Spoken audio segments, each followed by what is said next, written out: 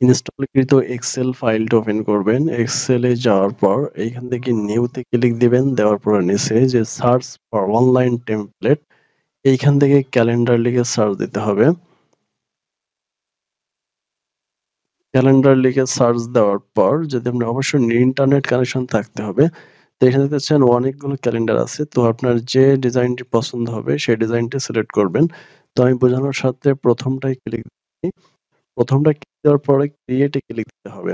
Create a click দেওয়ার পর এখানে দেখতে পাচ্ছেন ২০২৩ সালের ক্যালেন্ডার, জানুয়ারি ২০২৩। এখানে আপনারা সবগুলো অপশন পেয়ে যাবেন। জানুয়ারি, ফেব্রুয়ারি, মার্চ, এপ্রিল থেকে একবার ডিসেম্বর পর্যন্ত। তো যারা আপনারা ২৪ সাল বা তার আরো পরে বা আরো আগের ক্যালেন্ডার বানাতে চাচ্ছেন, তারা এইখান থেকে শুধুমাত্র ডেটটা চেঞ্জ করে দিবেন, ইয়ারটা। আমি যদি এইখানে ২০২৪ দিয়ে দিই, তাহলে এটা অটোমেটিক্যালি সব চেঞ্জ হয়ে যাবে। দেখতে পাচ্ছেন ২০২৪ ডিসেম্বর সব চলে আসবে এবং আরো একটি ভালো এখানে যে ঋতু সহ দেখতে পারবেন যে কোন মাসে কোন ঋতু। তো এখানে আছে জানুয়ারিতে উইন্টার। এইখানে আপনারা চাইলে আপনারা প্রিন্ট করতে পারবেন একেক করে। এখানে প্রিন্ট করার জন্য কন্ট্রোল পি দিবেন। কন্ট্রোল পি দেওয়ার পরে এখানে শো প্রিন্ট প্রিভিউ। এখানে প্রিভিউ দেখতেও পারবেন। এখান থেকে আপনারা খুব সহজে এটা প্রিন্ট করে নিতে পারবেন।